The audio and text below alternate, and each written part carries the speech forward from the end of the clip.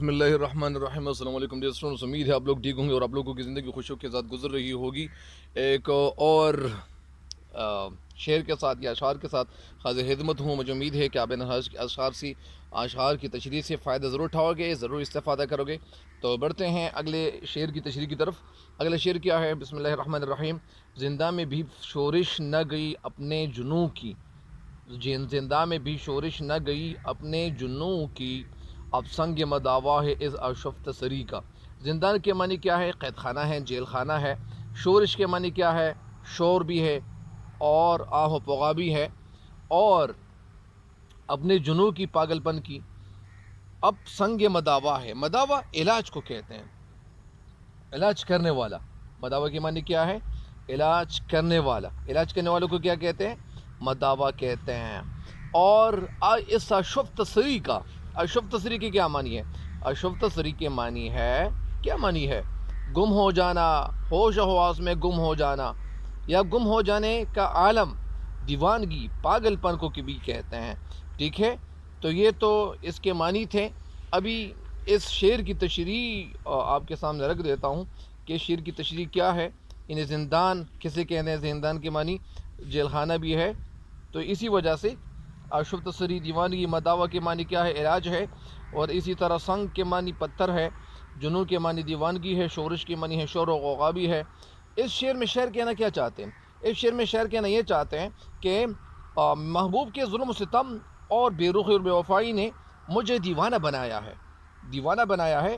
میں دیوانگی کی حالت میں شور و غل کرنے لگا، چیخیں مارنے لگا، آہ و بکا کرنے لگا، تو لوگوں نے میرے شور مچانے سے تنگ آ کر مجھے قید خانے میں بند کر دیا، مقید کر دیا۔ جب میں نے چیخیں مارنی شروع کی تو لوگ کیا کہہ گئے؟ لوگوں نے کہا کہ یار یہ تو کوئی دیوانہ ہے، یہ کوئی پاگل پن ہے، یہ کوئی پاگل ہے، دیوانہ ہے، اور یہ کسی جنون یا کسی جنون کی بیماری میں مبتلا ہوا ہے۔ تو اسی وجہ سے لوگوں نے مجھے قید خانے میں بند کر دیا۔ تو جب قید خانے میں بند کر دیا تو لیکن قید خانے میں بھی میری دیوانگی جو تھی وہ ویسی ہی رہی، اس دیوانگی میں کمی نہیں آئی، میں ویسی دیوانہ رہا۔ میں پھر کیا کرتا رہا؟ میں شور مچاتا رہا، چیخیں مارتا رہا۔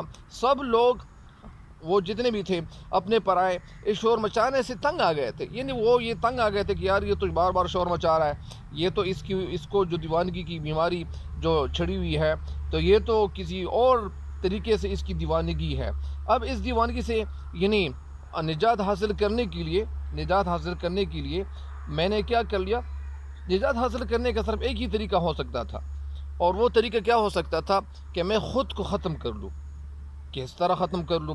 مطلب اس کا یہ ہے کہ میں اپنے سر پہ یعنی سنگ مداوا ہے، یعنی اب صرف سنگ مداوا، یعنی اب صرف پتھر کا علاج ہو سکتا تھا کہ میں پتھر کو اپنے سر پہ مار لوں، اور میں اپنے سر کو پتھر کے ذریعے سے پھول کر مر جاؤں۔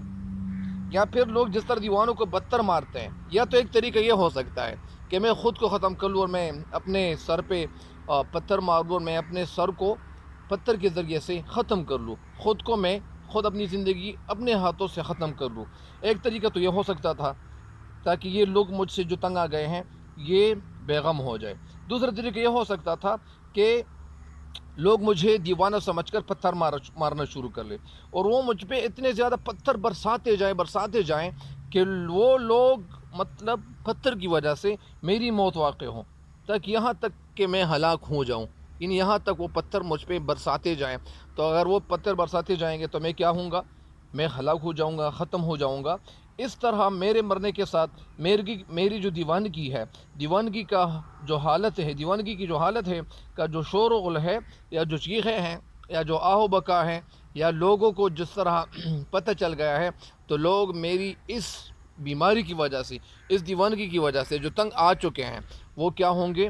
یعنی ان کو نجات ملے گی، اور وہ لوگ کیا ہوں گے؟ ان کو چھٹکارا ملے گا، اور وہ لوگ مجھ سے تنگ نہیں ہوں گے۔ تنگ اس لیے نہیں ہوں گے کہ میں اس دنیا میں نہیں رہوں گا، تو لوگ بھی مجھ سے تنگ نہیں ہوں گے۔ تو اس شعر کی تشریح مکمل ہو گئی ہے۔ اگلا شعر کیا ہے؟ اگلا شعر ہے کہ ہر زخم جگر داور محشر سے ہمارا انصاف طلب ہے تیری بیداد گری کا۔ اس شعر کی تشریح تو ہو گئی ہے، اگلے شعر کی تشریح میں دوسری ویڈیو میں اپلوڈ کروں گا۔